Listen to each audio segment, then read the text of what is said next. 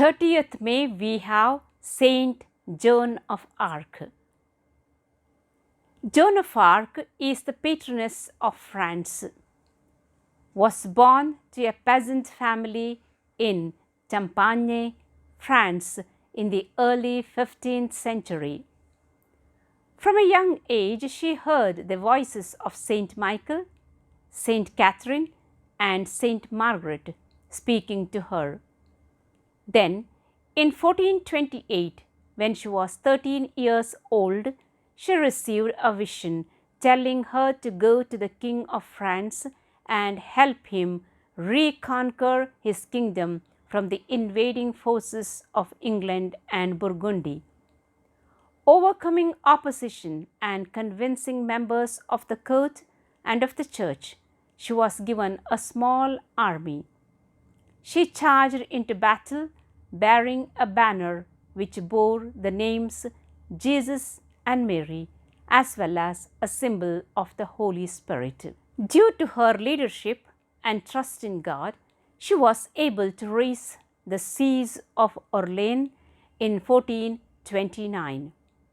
Joan and her army went on to win a series of battles.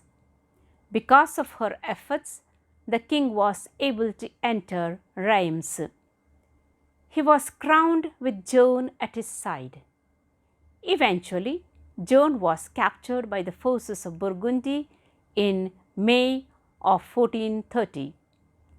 When her own king and army did nothing to save her, she was sold to the English. She was imprisoned for a time and then put on trial.